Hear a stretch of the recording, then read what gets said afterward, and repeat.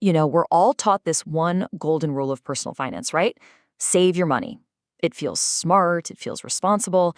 And when you see that number in your bank account tick up, you get this sense of calm, this feeling of safety.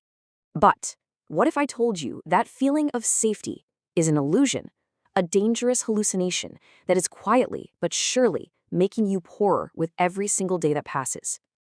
Here's the uncomfortable truth. In the way our financial system is built today, just saving your money is a losing game. It's a guaranteed way to fall behind. So in this explainer, we're going to pull back the curtain and break down the silent math that proves it. So how on earth does this happen? Well, to understand why your savings are in deep trouble, you first have to meet the villain of our story.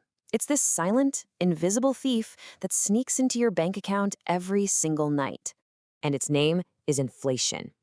Its one and only job is to make every dollar you own worth just a little bit less tomorrow than it is today. I mean, it's the reason a movie ticket that cost maybe $5 when you were a kid now costs 15. The dollar itself is weaker. Now, this thief isn't greedy. It doesn't take a lot at once. It's subtle.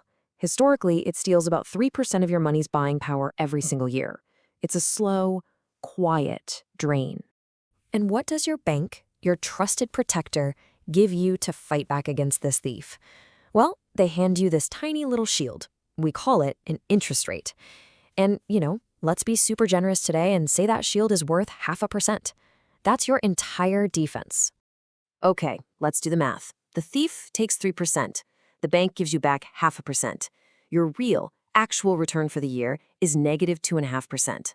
I want to be crystal clear. This isn't just treading water. This is a guaranteed loss. You are actively, mathematically getting poorer. And this is the perfect way to think about it. You think you're holding a solid block of wealth, but in reality, your money is a melting ice cube, and that savings account is a warm room. It is shrinking, whether you can see it or not. Now, here's what's so incredibly sneaky about this whole process. Take a look. Let's say you've got $100,000 sitting safely in an account. In 20 years, guess what? Your bank statement will still say $100,000. The number looks exactly the same, but its real power, what it can actually buy you, has been cut almost in half. It's now only worth about $54,000. And this is so crucial to understand. This isn't just about numbers on a page. That missing $45,000 in purchasing power, it isn't just money. It's life.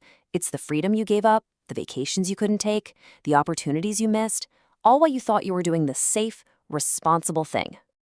All right, let's see how this plays out in the real world. We're going to tell a tale of two people who made two very different choices, and we're going to uncover the truly devastating cost of playing it safe. So the scenario is super simple. We have two people, starting at the same time. Both of them are disciplined, and they put away $500 every single month for 30 years. Person 1, the saver, puts it all in a standard savings account. Person 2, the investor, puts that exact same amount into a simple, low-cost S&P 500 index fund. So, what are the results? After 30 years of discipline, they both put in exactly $180,000 of their own hard-earned money. The saver ends up with $194,000, okay, a tiny gain.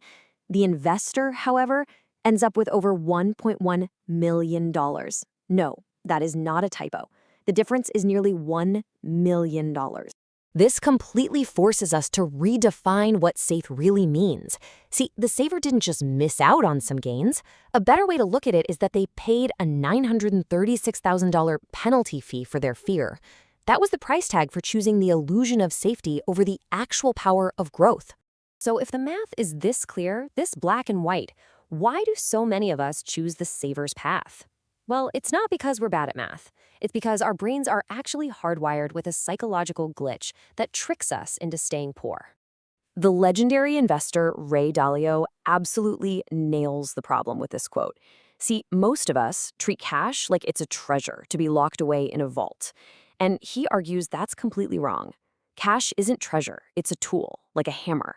And the whole point of a hammer is to use it to build something, not to keep it locked away in a box. So this really boils down to two core mindsets. The scarcity mindset believes that money is rare and has to be hoarded and protected at all costs. The focus is on defense, on pinching pennies. But the growth mindset sees money as a seed, a tool that can be planted to grow more. The focus is on offense, on creating assets that work for you. One path puts a ceiling on your potential, the other one lets you break right through it. Okay, so we've seen the problem, we get the psychology behind it. Now for the most important part, the solution. Here is a simple, powerful plan to escape this trap and give your money a brand new and much more productive job. All right, if you remember nothing else from this entire explainer, please remember this. Savings and investments have two totally different jobs. Savings are for short-term safety, emergencies only. Investments are for long-term wealth creation. And confusing those two is a recipe for financial failure. Here is the plan. It's a simple 4-step process. First, you figure out what your monthly living expenses are. Second, you build up a cash fund that's 3 to 6 times that amount. This is your rainy day fund, your cushion. Third, and listen closely because this is the revolutionary part, once that fund is full, you are done. You stop adding to it. And from that day forward, every single extra dollar you earn gets a new job. You fire it from the bank and hire it into the market to go to work for you. And that leaves us with one final empowering thought. You now understand that leaving your money in the bank is basically like paying an employee to sleep all day. You've just walked into their office and told them they're fired. So the only question that remains is, what new, powerful, wealth-building job are you going to hire your money to do now?